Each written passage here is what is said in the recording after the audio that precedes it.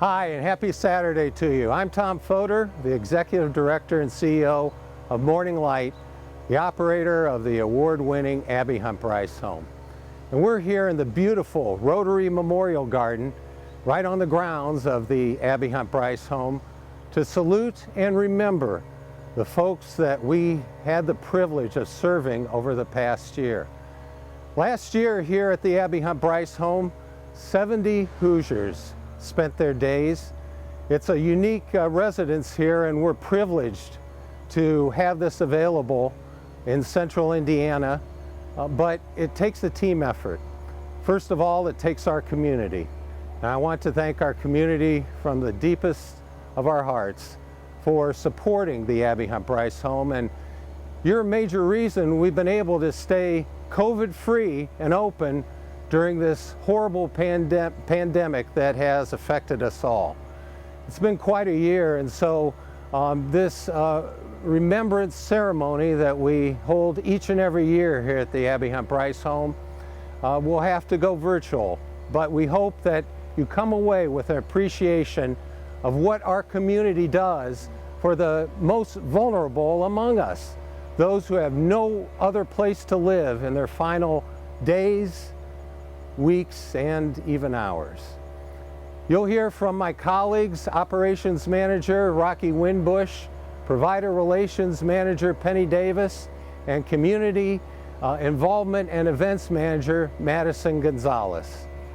But I want you to remember that the reason we gather here today is remembering 30 lives that have transitioned into 30 souls. And they'll be forever remembered in our memorial garden here behind us, where their names are inscribed on bricks that will be here as long as the Abby Hunt Bryce Home is here. We invite you to drop by the home when things get a little more open. We're still pretty buttoned down here to protect our residents and our staff, but we hope that you will come by.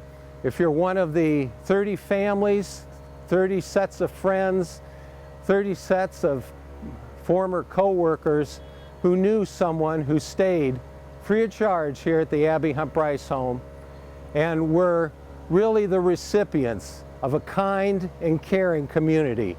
We couldn't do it without you, and I don't want Indianapolis to forget how special each and every one of you are to support a free hospice residence of this type. Right now, I'd like to turn it over to our board member, Reverend Darren Chittick, who has a few words of comfort and to set the tone for the memorial remembrance that we're so privileged to stream to you today. I am honored and grateful to be invited to address you today. While I grieve the fact that we're not sharing physical space, I am grateful for the leadership of this and every organization that is caring for the health of those they serve and care about by using online solutions whenever possible. Know that I join with you in grieving the losses of the last year and also in celebrating the lives of those who you have lost, whether they were family members, friends, or those you were called to care for in their last days as caregivers here at Abby Hunt Bryce. This is a different kind of memorial service for a few reasons. For some of you, there has been some time between your loss and this gathering. I pray that time has softened the shock that comes with such a loss. For others of you, the loss has been more recent, and you are still quite shaken by it. May you find in this space some comfort, and may you be reminded that you are not alone in this grief as you see the others gathered with you. We're also facing these losses and the grief and the mourning that is part of surviving the death of others while living in a world where we are grieving so much else because of the pandemic and because of the dark places brought to light because of the pandemic. Let us each commit to allowing ourselves to feel what we feel in this and every moment, extending grace to ourselves and to each other in every breath. Please, I invite you to join me in a breath at this moment, breathing together even at this distance as we hear these words from the late Maya Angelou. May her memory be a blessing.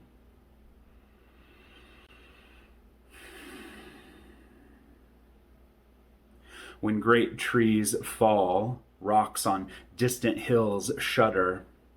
Lions hunker down in tall grasses, and even elephants lumber after safety. When great trees fall in forests, small things recoil into silence, their senses eroded beyond fear.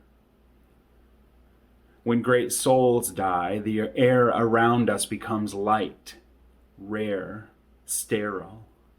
We breathe briefly. Our eyes briefly see with a hurtful clarity. Our memory, suddenly sharpened, examines, gnaws on kind words unsaid, promised walks never taken. Great souls die, and our reality, bound to them, takes leave of us. Our souls, dependent upon their nurture, now shrink, wizened. Our minds, formed and informed by their radiance, fall away. We are not so much maddened as reduced to the unutterable ignorance of dark, cold caves. And when great souls die, after a period, peace blooms, slowly and always irregularly. Spaces fill with a kind of soothing electric vibration. Our senses, restored, never to be the same, whisper to us. They existed. They existed. We can be. They existed. We can be. Be and be better, for they existed. Amen. When this service comes to a close, you'll likely check your device for notifications that came in while you were focused on this celebration of life. Then you'll do whatever is next for you. Go back to living like nothing has changed, but knowing deep in your bones that the world is not the same. The world is not the same as it was before your loved one passed away. And so I would ask of you a favor informed and shaped by that feeling in your bones. I would ask that some of the ways the world is not the same come into being because of you and your intentional choices. When we lose someone, when they become ancestor, people comforting us will say they are still alive in your heart, or something similar. And sometimes it comforts and sometimes it doesn't. What it can do every time, though, is call us to action. No matter how hard or easy to love the person you've lost was, there was surely something they did, some positive phrase they used, some way they lived that still lifts your heart. The favor I ask is that you do that too, that thing that they did, and that you do it so as to not only honor that person, but to live in the world as their legacy with great intention. While there is so much that is lost when a person passes away, there can be so much that is preserved as well. Please be part of that reality. Don't just remember those you loved. Live their legacy into the world. Allow it to be lived into the world through you. Keep the best of them alive in you. May their memory be always a blessing, and may the divine, as you understand the divine, be a comfort to you in this and in every moment, and so it is. Amen. My sister Marie had cancer, breast cancer, and we had been going to the oncologist in Chicago where she was living, and then we found out that it was in her spine. I didn't want my sister to feel alone, and she didn't feel alone here. This isn't a facility, it's home. It makes a big difference, this place does.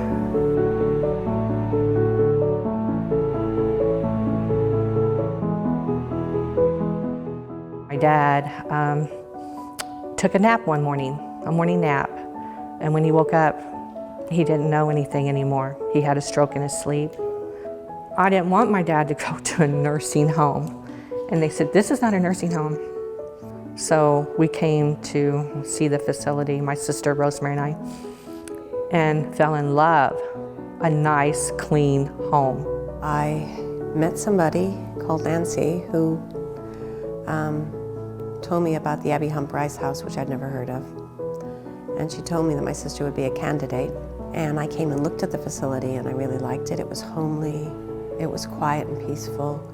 She had her own room here. She had a little garden out the back. She could go out in the summer, you know, it was summertime. So it made the world of difference to both Marie and to me.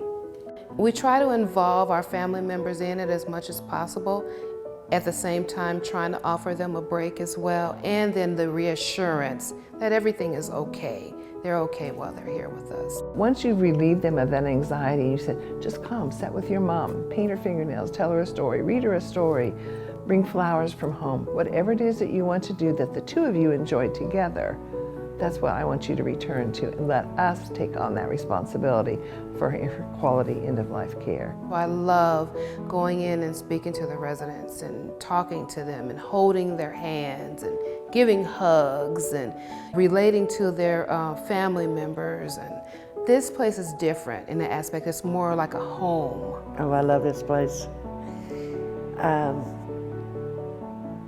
Bringing Dad here, I got to become a daughter again. I wasn't the one taking care of him, giving him baths, changing his diaper and stuff. I was the daughter again. This place is a godsend. Everyone's friendly. They get meals. They talk to them. It's one-on-one at times, and what more could you want for someone? Rosemary and I find this to be a blessing for him to have this, and we could be his children again.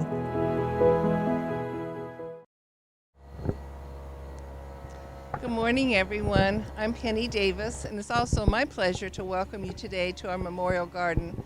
I'm going to just share a few comments with you about hospice because it's so very special to all of us on our team, and we've been so blessed to serve your family and your friends and your loved ones at the Abby Hunt Bryce home. So some people think that hospice is just a place to go, or maybe a place that you spend the last couple of days of your life. And we at the Abby Hunt Bryce home want to make sure that you realize that, you know, you come here not to die, but to live the rest of your life. We're so pleased to be able to partner with all the hospice agencies in town and be able to offer care. The physical, mental, emotional, and spiritual aspects of hospice are so blessing to those people who need that terminal life, end-of-life care.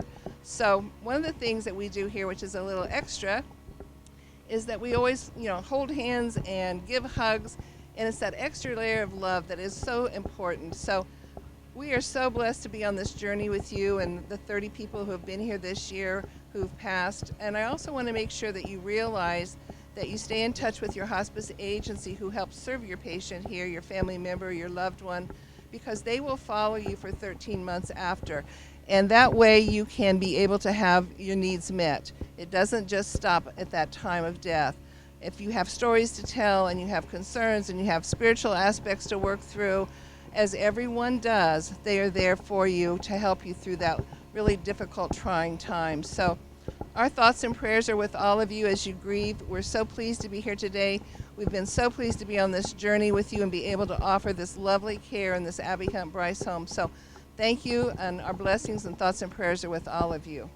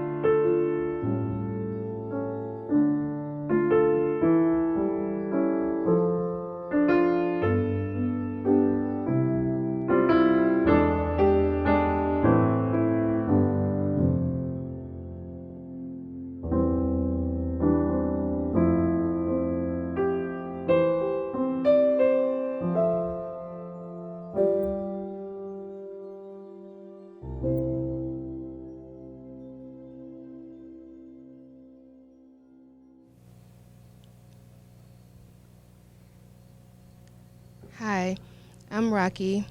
All of my patients and my staff call me Rocky. I'm known as the mother hen of the Abby Hunt Bryce home. I orchestrate all of the care and the comfort for all of your family members. And I just like to say, from the hands that we held, the hugs that we gave, the cookies that we baked, the games that we played, the meatloaf that we made, and the fried chicken that we fried, all of that was done with great care and love for the patients that we served. And our team is just grateful, and we're honored to be in this position to be able to help our community. And I just like to say that, you know, without them, there would be no us.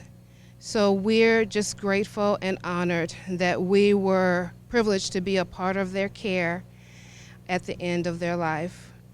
And we hope that you find comfort and peace in that. Thank you for letting us be a part of your life. Good morning.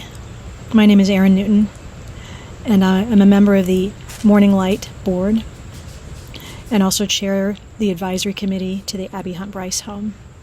I'm honored to be with you here today as we remember those that we've lost over the last year, cared for by the staff at the Abby Hunt Bryce home. I sure wish we could be here in person to remember together.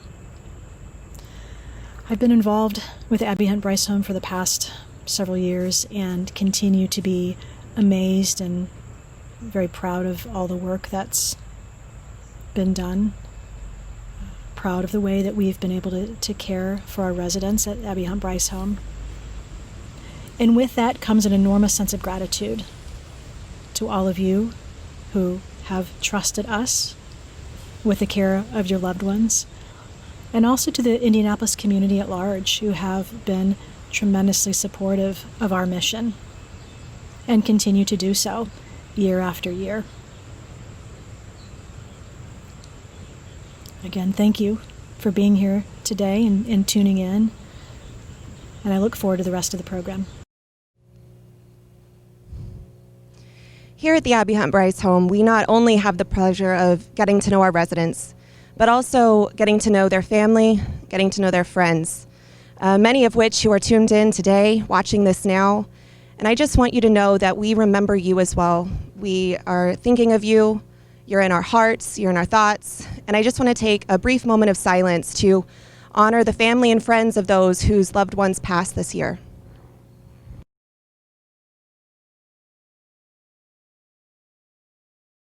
It's my pleasure now to introduce two of those people, two of the family members of a couple of our residents who have a few memories that they'd like to share about their loved ones.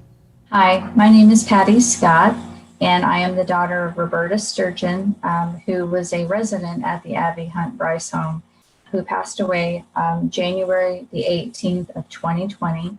And she spent her final days there and passed there. And the day that she passed, Nicole was there along with Asia.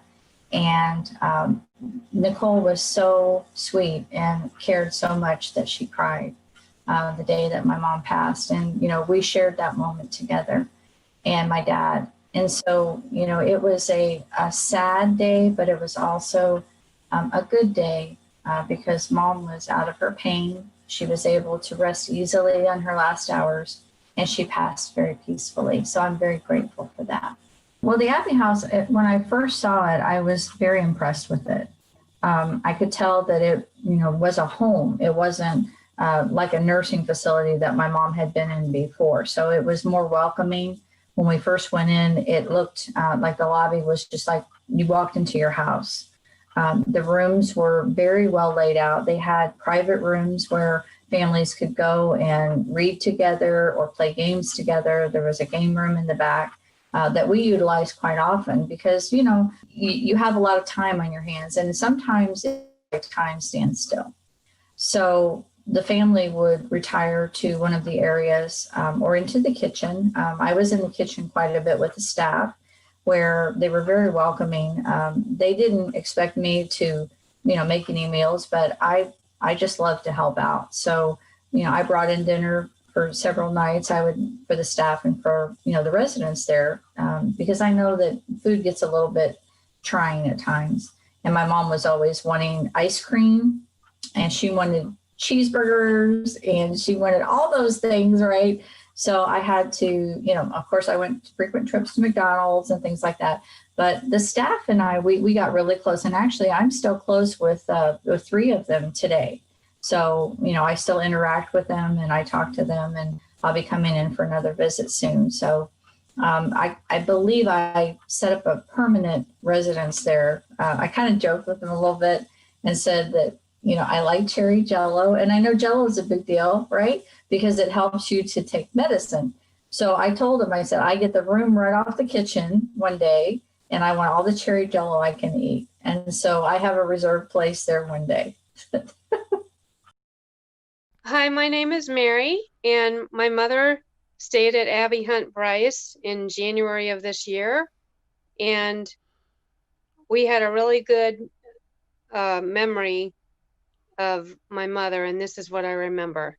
My mom's hobby was holidays, and I guess I'm saying this on behalf of my family, because when I say that, I'm talking about holidays all year round. She celebrated even sort of the weird ones, like on Washington's birthday, she would make always make a cherry dessert. And on Flag Day, she'd make a flag cake. And one year for the St. Patrick's Day, we came to the table and she had green food coloring she put in our milk.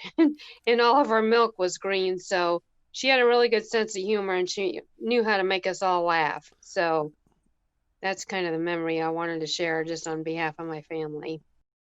I would like to close today in prayer, but before I do, I would like for you to hear these words written by the poet Mark Nepo, his piece entitled, "For the 1,000th Time I Want to Know." Even if an empty box is torn apart, the air inside joins the rest. And even if an empty heart shatters, the love inside coats the stars. And when a bird is born, its shell is done.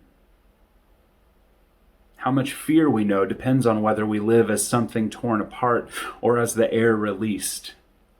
How much pain turns to suffering depends on whether we live as something shattered or as the love about to join. We can live as a shell waiting to crack or as a bird waking to its song. Let us pray. Beloved Divine, by every name we call you, even as we feel like an empty box torn apart, remind us again and again that we are the air inside. And remind us, too, that the truth of the souls we remember today were and are the same. They are the air inside, released and free, the love already joined. Guide us to that again and again. Show us over and over how our loved ones are alive within us and in our lives. Help us to celebrate them by being their legacy. Help us to walk forward by reminding us again and again that we do not walk alone. For all the love those named today ever were, let them ever be. Let us be grateful for them and for that love, and so it is. Amen.